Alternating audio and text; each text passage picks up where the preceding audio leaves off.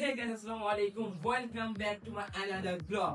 So guys, আজকে আমরা আসছি আমাদের বাসার ছাদে। সো এখানকার সুন্দর একটা ব্লগ হবে। সো তোমরা অবশ্যই দেখবা, এন্ড লাইক সাবস্ক্রাইব করতে ভুলবা না। সো চলো ব্লগটা শুরু করি। সো এই যে আমরা ছাদে চলে আসছি, সেখানকার ছাদের ভিউটা অনেক সুন্দর।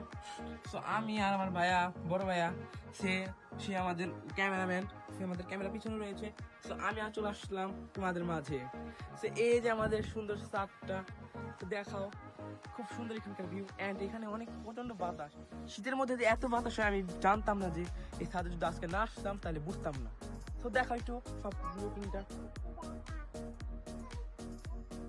তো তার মাঝে একটা ইন্টারেস্টিং ব্যাপার হলো, এই ছাদের মধ্যে ড্রাগন ফল গাছ। একটু জুম করে দেখো ভাইয়া, এই ছাদের মধ্যে এই যে ড্রাগন ফল গাছ, এই যে ড্রাগন ফল গাছ, এটা কি গাছ সেটা আমি জানি না।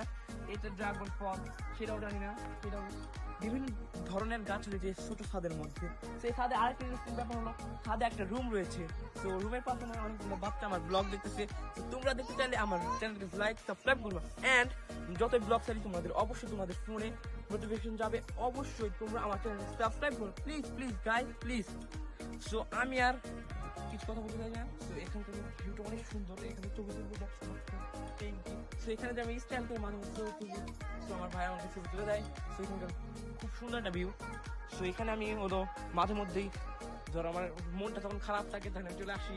তো এখানকার অনেক সুন্দর একটা ভিউ। এখানটা সূর্য মামা।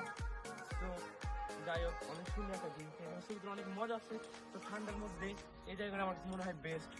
তো গরম না ঠান্ডা না, বাট বাতাস ভালো লাগে। তো আল্লাহ হাফেজ, আজকের মতো ব্লগ এই পর্যন্ত। বাই।